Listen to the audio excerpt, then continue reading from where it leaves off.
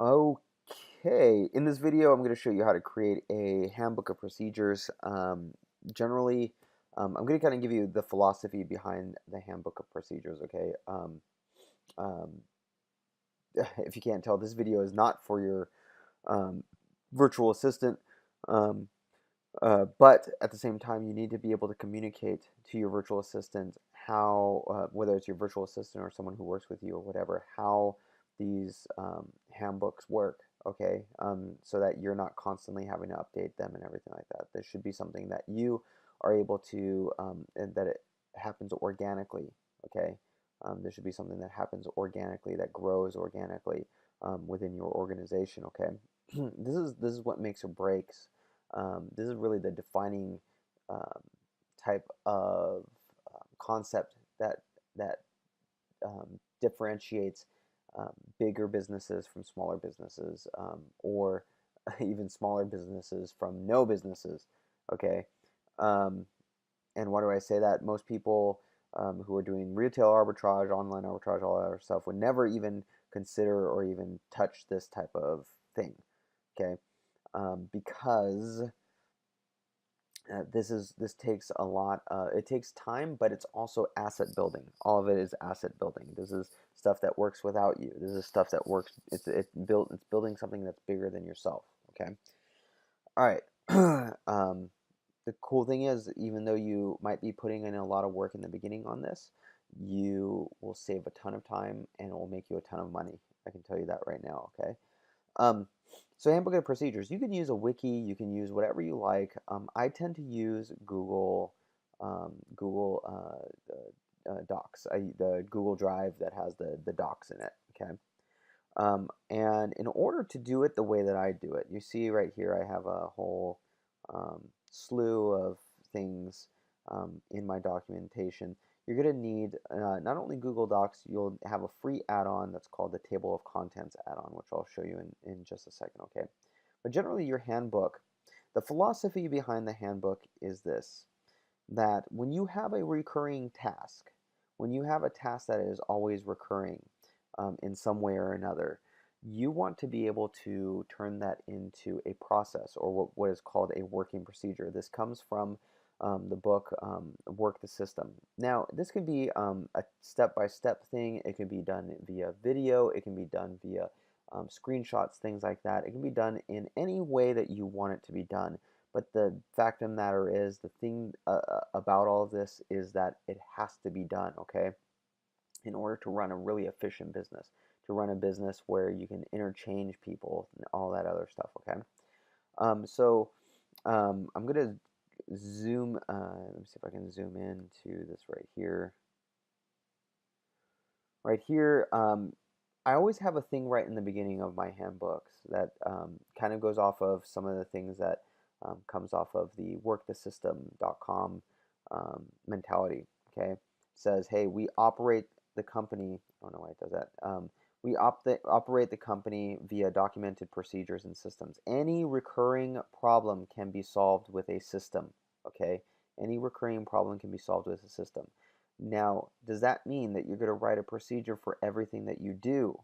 No, that is not the case. Okay, all right. Um, if there is always an opportunity to say no. Don't create a working procedure if it's something that might happen once a year, or it might happen one time, or maybe three times, and then never happen again. The idea is that this is something that's recurring, that's always going to be there in some fashion or another, okay? So we take the necessary time to create and implement systems and procedures, and in the end, it is well worth it, okay? Um, this it allows us to prevent any problems happening over that happen by just human error. It just does a lot of really awesome things, okay? Number two, I actually say just don't do it. And I'll put this in kind of like a template type thing. Just don't do it, okay? And then eliminate eliminate the unnecessary. Many times, elimination of a system or a protocol or potential project is a very good thing.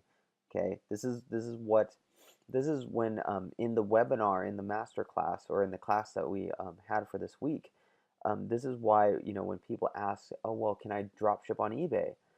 It really is, yes, you can make money doing that, but how much more money and how much less time does it take? Um, are you sorry? How much money, if you spent that time selling on eBay, could you make by hopping on listings on Amazon or bundling or anything like that? And time, how much time is cut by not focusing on eBay, because with eBay you have to create new listings all the time. You can't just hop on a listing. You have to duplicate a listing. You have to make sure it has all the keywords and all that other stuff. There's a lot of time that's involved with eBay, okay? And so sometimes you just want to cut it out. You want to be as simple as possible. Focus on building your Amazon side of the things first. You turn that into a $10,000 a month business or more, and then then it's all operated by these working procedures and everything like that, and then you could start thinking about eBay and how you're going to go about doing that.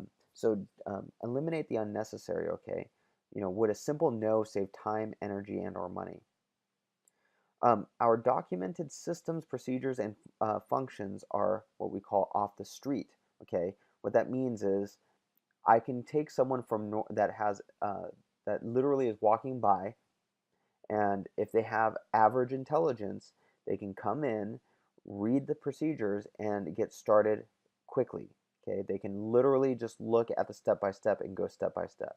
So the real world evidence of this is that we can hire an individual off the street who has good typing skills and have him or her processing, adding content to pages by the second day.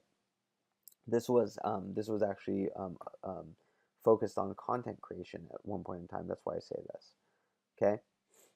Um, but the whole idea is, if Sally Sue doesn't, goes off to college, I can then bring in Jimmy James or Johnny Johnson or whatever, Jimmy Johnson, and bring him in and give him the handbook, and he can right away get into it. He might not be fast, but he can do it step by step and learn and grow, and then he's becomes more invested in it, and he gets faster and more efficient over time.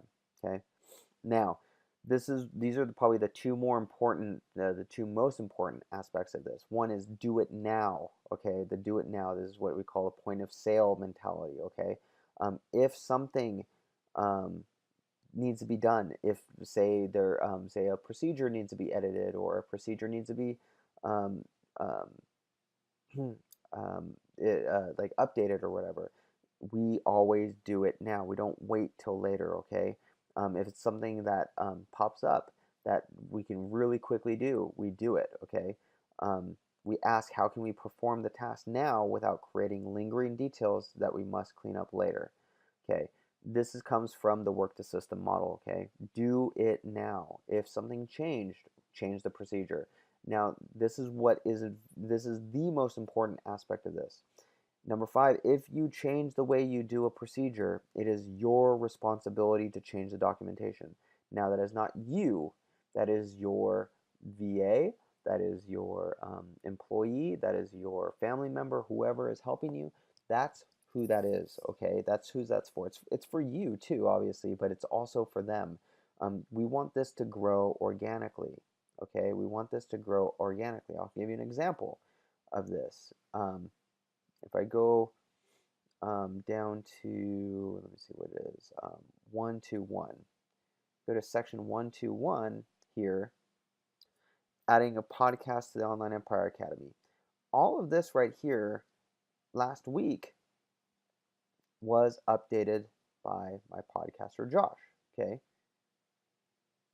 And I did not have to do that. He actually made he actually went and um, uh, just he started doing things a little bit differently, and so I said, okay, cool. Make sure you update the working procedure. And so he went and did the step-by-step updates for the working procedure. I didn't have to do it. The cool thing is now he learns that, hey, I have to update this all of the time whenever I'm changing something, if I'm changing something. So then when he has somebody underneath him, what do you think he's going to do? He's going to say, make sure you read number 5 up here. It is your responsibility to change the working procedure. So it'll grow. We add more working procedures, we modify working procedures, things like that, okay? All right, so that's the philosophy behind this. Okay, like I said, I use a Google Doc for this. And one thing you're going to need is this add-on, okay? So if you're going to use Google Docs, you got to go to add-ons up on the top, get add-ons, and then we're going to look for, actually table of contents is right there, but we would search for table of contents if you didn't see it there. Table of contents, you would add this to what you're doing, add this to your Google Docs. And then the way it works is, say, so I did this as a test before, but say I wanted to add another section. So 6.7, over up on the top right, you'll see the heading number format. You can change it to whatever you want. Actually, you know what? Let me show you something real quick. With the add-ons, if you do manage add-ons, so add add-ons and then manage add-ons, you click this manage right here, and oh, maybe it's not manage. It must be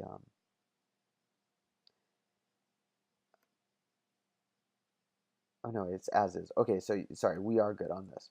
So heading number format, I'm thinking of Chrome extensions. Heading number format, I do this 1.2.3, and I don't have the dot after it. I do the 1.2.3, and then display until level 6. That's just kind of the default. Okay. So that being said, if I wanted to create a new section, your heading 1 is going to be the, it'll say like, so if we're going to do a heading 1, this will actually add a totally brand new section. So say this was like, not drop shipping, maybe this was wholesale buys or something like that. I mean, we want to talk all about wholesale.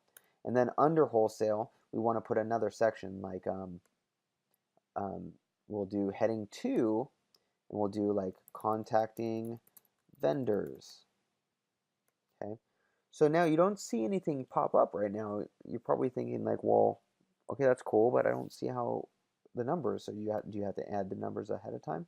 No, you don't actually have to. It goes based off these headings. So if I go over here and I click on this circular arrow thing, click on it, it will add, you'll see that it will actually add 7 here and then 7.1. And if we did a section under here, we'll make it a heading 3, say rejection, let's say handling rejection handling. If I click that circular blue thing again, it's going to make 7.1.1. Pretty cool. And so it's super powerful what you can do. And then if we go up, you have to do this. If you go all the way to the top, you're going to see that, unless they changed it, but if I go all the way to the top, yeah, they didn't. On this, when you add a table of contents, like a normal table of contents, if you do this, if you do insert, if you go up to insert right here, and then table, sorry, no, not table, where is it? Insert, oh, table of contents right here. It'll insert a table of contents. It's at the very bottom, it's grayed out because I already have one. It'll insert a table of contents wherever you want it. And then when you click the blue button on the right hand side, it's not going to update your table of contents here. So you have to click this little update table of contents. When we do that, now we're going to see our wholesale buys. And if we click into this, it'll give us a link that we can click, and it'll take us down to our wholesale buys. Okay, super easy to do, and you just make things step by step. I just make things step by step. You can do things like creating links to videos, or links to create links to videos. You can create links to screenshots, things like that, okay? So it doesn't have to be like this. So if I go over here and I get rid of all this stuff, I'm going to double click, I'm going to click, not double click, I'm going to click on the blue right there. Now I no longer have that 6.7 or 7 section. I'm going to go up to the very top, get rid of my, so we see the 7 section down here. If I go up to the very top, click this, now I no longer have my section right there, my 7 and 7 section, my wholesale section. And that's it. That's how you create a handbook and kind of update things and kind of the philosophy behind the handbooks. But if you really, really want to know more of the philosophy behind it and really get into the details of creating a really good working procedure or standard standard operating procedure handbook, check out workthesystem.com. I do not have any affiliation with them. It's really changed my life, and I really love it. All right, that's that. See ya.